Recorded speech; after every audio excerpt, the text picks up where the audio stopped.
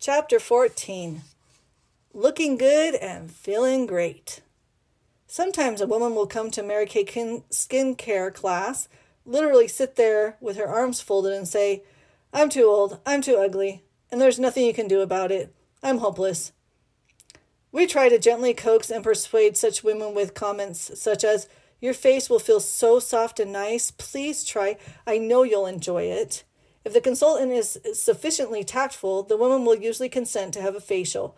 Once her skin looks and feels better, she'll agree to try first some Day Radiance foundation and then a little of the color cosmetics. An hour later, the consultant will find it difficult to pry the mirror from the woman's hands because suddenly she feels pretty. And it's obvious that she likes the feeling. When a woman feels that she looks good, she simply radiates self-esteem. She goes home with her head held high, and she even seems to walk with more pride. I think the experience is similar to the elation we feel after a great personal victory or accomplishment. Often the physical change we observe is like a miracle, as a woman sits before the mirror, takes one of our palettes, and changes from ugly duckling into a beautiful swan. The opportunity to witness such physical and emotional transformation is what makes our business so rewarding. It's no wonder that when economists list depression-proof industries, cosmetics ranks right up there with beer and cigarettes. During the Great Depression, for example, beer was obviously an inexpensive way to console oneself. And before we knew about the health hazards, people smoked to ease tension. When times are bad, a woman may not be able to afford a new dress, but she can still get a lift by buying new lip color. In fact, buying new cosmetics can often do as much for your spirits as going out for a fancy lunch. I know for some time that even in the most extreme cases, cosmetics can be of great benefit to women's morale. Take the case of a woman who has been seriously ill. One of the primary indications that she is on her way back is when the medical staff comes in one day and discovers that she has done something about her hair, put on some lip color, and added a touch of makeup. I personally observed this phenomenon every time I visited my mother in her Houston nursing home. One of her first questions would always be, "Oh, honey, did you bring your beauty case?" Of course, I always had. Then Mother would ask, "Darling, would you fix my face?" Each time I made Mother up, everyone in the nursing home told her how pretty she looked. And even in her 80s, she really enjoyed that. After making up her face, I would do her hair, and she would put on a pretty dress and go out to see her friends. It's hard to explain how these simple steps improved her outlook on life. Mother got such a positive reaction that one day her roommate asked if I could give her a facial as well. So I did, and she received the same compliments. I thought, wouldn't it be wonderful if a Houston consultant could go to the nursing home one day a week and give facials? It would be strictly a goodwill gesture, and as a side benefit, Mother could entertain 6 of her friends. It would really be something for these women to look forward to. At a meeting of the Houston consultants and sales directors, I submitted the idea. I pointed out that because there were 55 consultants present, each could volunteer to take a single week, and we would have a program lasting more than a year. Everyone agreed, and it was a great idea, that they would love to help these older women to feel better about themselves. The consultants knew they would not make any money from these classes, but it would be a good deed. Because my daughter Marilyn was sales director in Houston, I asked her to schedule the first skincare class for her grandmother. When I told Mother about our plan, she was very excited. It gave her a chance to give something to others, and she immediately invited 6 women for the following Tuesday. Marilyn arrived with the appointment hour and gave Mother's friends their facial. They absolutely loved it. But what none of us had anticipated was that the women ordered $156 in merchandise. After that, Mary Kay consultants scheduled regular skincare classes at the nursing home.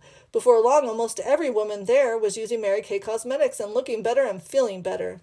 A few years later, our company was able to participate in a scientifically controlled experiment at the Golden Acres Nursing Home in Dallas, which proved that looking good makes people feel better. My Dr. Herman Cantor called one evening and asked if he and his wife could stop by my home. When they arrived, he explained that he was on the board of directors of the Golden Acres Nursing Home and that they wanted to conduct an experiment to determine if or how improving women's appearance could improve her mental attitude. Dr. Cantor explained, "We decided that because of the way Mary Kay consultants conduct skincare classes and improve a woman's self-image, there is no better company in the world to take part in the research." He then told me that the entire program would be monitored and evaluated by a team of doctors, including psychiatrists and psychologists. There was approximately 350 residents in the home at the time, and the researchers felt they needed at least 60 volunteers in order to have an adequate scientific study. At first, it was difficult to interest that many women. They would say, "Honey, you're 20 years too late." We also found that some people would rather sit motionless in front of the television set or sleep. Many of these women had little zest for life, and we found it very depressing. Finally, we did persuade 60 women, and we trained the volunteers who would come in at 7 o'clock each morning to help them with their daily cleansing routine and makeup application. The program commenced. 2 months later, I went by the nursing home to see how things were progressing. It was absolutely amazing. I found women with their makeup on, dressed in their best clothes, and wearing jewelry as if they were going to church that morning. I couldn't get over the change. In the beginning, the men had not been included in the research because no one thought that 70 or 80-year-old gentlemen would be interested in such a thing. But as I talked to the residents, at least half a dozen men came up to me and said, "We demand equal rights." They wanted to be in the program too. At the end of 6 months, the program was a documented success. A tremendous change had occurred. Women were getting up early in the morning and asking, "Where's my skincare volunteer?" And at the end of the program, the residents invited me to a luncheon in my honor. They had intended the luncheon to express their gratitude, but what truly moved me was looking out at the audience and recognizing such a remarkable transformation. Everyone I saw was dressed up, alert-looking, bright-eyed, and that was all the things I needed. Dr. Cantor's wife had spearheaded the research project, and after the luncheon, she said to me, "Mary Kay, there is one person who couldn't join us today, but I think you would like to see her. Would you come upstairs with me?" She took me into a ward I had seen when I had first toured the home 6 months earlier. This is where they placed the individuals with serious mental problems. I had very vividly remembered one particular woman who had completely lost her ability to reason. She was like a child, and so slight that she sat in a child's high chair. That was where I spent each day secured so that she wouldn't fall and hurt herself. She had been sitting with her head down on the high chair tray day after day for 3 years. And all the time, she had never shown any awareness of the world around her. She had never spoken a word or recognized a living soul. I knew, however, that the doctors had decided to include her in the experiment. As we walked upstairs, Mrs. Cantor explained that each morning the volunteer would have to hold up the woman's head in order to give her the facial and put on her makeup. During this experience, the volunteer would speak soothingly to her. Then after she had finished, put the woman's head back down on the tray. There she would stay until the nurses fed her and bathed her and put her to bed. As we approached the woman in the high chair, Mrs. Cantor stopped and said, "This is Mary Kay, the lady who has given you your cosmetics."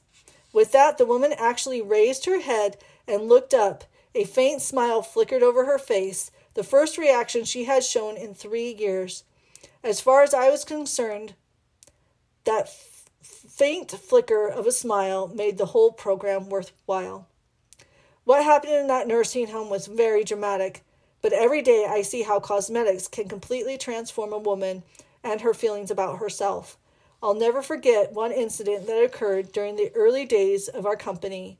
We were running ads to recruit consultants in Sherman, Texas. We had announced that, as a way of introducing our new product, we would give a complimentary facial to any woman wishing to come and meet us. The response was poor, And the then at 4 o'clock radio stations announced that a very bad storm was underway. "Let's pack up and leave," I said, "or we're going to get snowed in."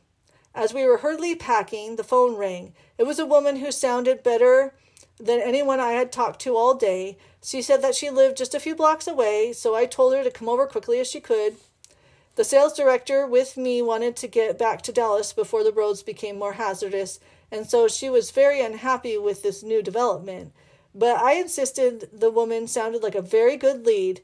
Then I added, "I hate to leave without having found anyone here."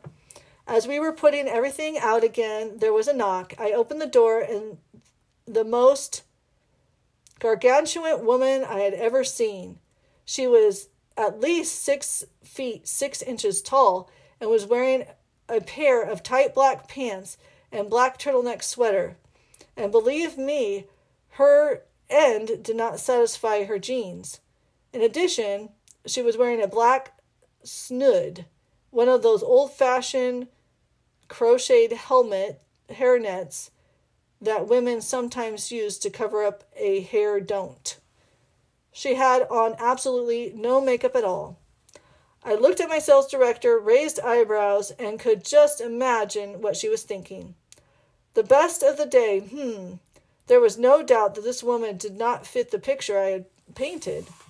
But we had promised a facial, so while I went into the lobby to check us out, the sales director began giving the woman the fastest facial in history, complete with makeup. At that time, we were still selling wigs. So, as she finished touch-ups, the director plopped a lovely, long blonde wig on the woman's head.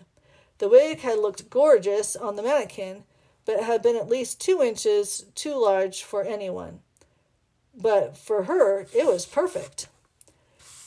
When I turned, the woman was sitting in front of the mirror with tears in her eyes.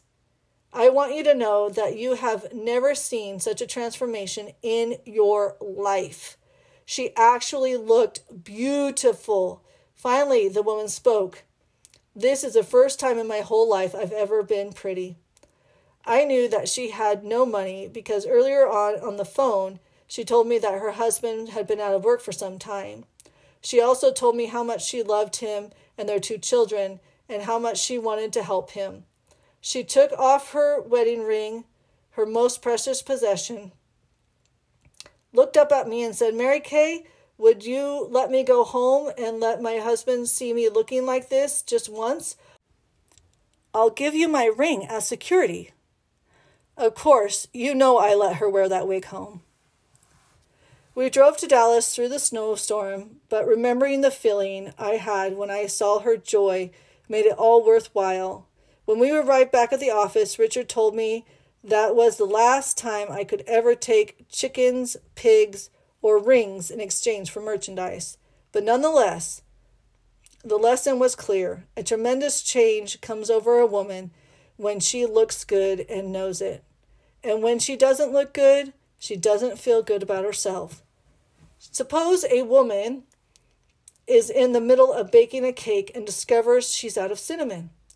She's in jeans, her hair's rolled up, her face isn't made up, and she knows she looks terrible, but she must have that cinnamon. So she decides to dash down to the neighborhood grocery to get it. Invariably, she'll meet someone she didn't want to see, and it's awfully difficult to hide behind those tomato cans. But let's say the same woman is on the way home from a wedding, knowing she looks her very best. If she meets someone then, she has an entirely different attitude. She'll radiate confidence. There's no question that a woman who looks prettier on the outside will feel more self-assured. Some years ago, I was holding a training class in Houston. One of the consultants in the class had never had a $100 skincare class. She had been with the company about 3 months, and she had been to one training class after another, yet somehow success seemed to have eluded her. In talking to the class, I said, "You must feel confident. Before your skincare class, do your hair, do your nails. And if you don't have a dress that makes you feel like $1 million, buy one." I had no idea of the effect that statement would have on her. If you have just one dress in your closet that makes you feel terrific, one that wins compliments for you, wear that dress to every class until you can afford to buy a second one. This woman and her husband had been enduring severe financial difficulties, and she hadn't bought new clothing for 3 years. But she left the training class and went directly to buy a new dress. That night, she had her first $100 class. Well, she was so excited. She decided that if a new dress was the answer, she would buy another before her second class, and she did. On the evening of her second class, she again sold $100 worth of merchandise. She repeated the procedure for her third class and had another $100 class. All in all, she had purchased 3 new dresses and had 3 $100 classes. On the following Monday, she bounced into the sales meeting and announced, "I have found the secret. All you have to do is buy a new dress." Of course, that wasn't the secret at all. The secret was that at long last, she was confident in her appearance, and as a result, she was able to project more enthusiasm and conviction in her presentation. By the same token, many of our consultants have what they call a lucky suit. One certain suit that always seems to ensure a successful class. It's really a state of mind, but often you will hear, "Every time I wear my red suit, I have a $200 class." Frequently, a woman entertaining our organization will not know how to dress or present herself, but invariably she will strive to fit in with the women around her. Before long, she will undergo more substantial change as she blossoms into a confident and successful sales professional. All of us like to fit in with our peers, and so we also find that if a new woman does not value good grooming, she will usually shape up or ship out. It reminds me of school children. If everyone else is wearing jeans, the little girl forced to wear a dress will feel uncomfortable and apart from the group. I've mentioned how important it is for women to look good, but I think a man cares just as much about his appearance. I'm convinced that we may soon see a day when men will once again use makeup. Just glance in at a barber shop and count the number of men lined up under the hair dryers. Unfortunately, you'll often see a man with handsome clothes, good-looking shoes, expensive briefcase, well-groomed hair, manicured nails, and skin that needs immediate care. If you look back in history, you will see that there have been many times when men did use makeup and wear wigs. A woman keeps her skin clean and healthy. She uses makeup to accentuate or diminish specific facial features. So why shouldn't a man do the same? Perhaps the only thing currently preventing men from using makeup is the fact that in recent past, such a practice was considered unmanly. But not too long ago, a real he-man would not even dream of using deodorant. Fashion and opinions certainly change. Even so, many people are surprised to learn that we have a successful product line for men. Not long after we began our company, we noticed that many women were reordering basic skincare sets much sooner than necessary. We were concerned that these customers might be using the products inappropriately, so we would call and say, "Let me review how you're using the mask or the night cream. You shouldn't have used your basic set yet, and perhaps you are overdoing it." After a few minutes of conversation, the woman would often admit that she had used the products so quickly because her husband or boyfriend was using them too. She would explain that he had seen how great her skin began to look, so he, behind closed doors, would give himself a facial. After several such ingredients, we decided to introduce our Mr. K line. I felt that many men would feel foolish using something out of a pink jar labeled Mary Kay, so we designed a masculine package and channeled the names to more masculine names. For example, night cream became Moisture Balm, and cleansing cream became Cleanser, and the brown and silver Mr. K containers were packaged in a handsome tote bag that easily carried them when traveling. Our current line, called Skin Management Products for Men, is now specially formulated for men's skin and takes into consideration their specific skincare needs. Today, the skin management line commands approximately 20% of the men's skincare market. Most of these products are purchased by women for their husbands, sons, or boyfriends. But when men become more open about their need for good skincare, we'll be ready. Looking good makes you feel better. I believe that Mary Kay Cosmetics, here we are in the business of helping women and men turn these good feelings into more positive self-images. This, in turn, will allow them to approach life's challenges with confidence and determination. As I often said, we're not only in the cosmetics business, we're also in the people business.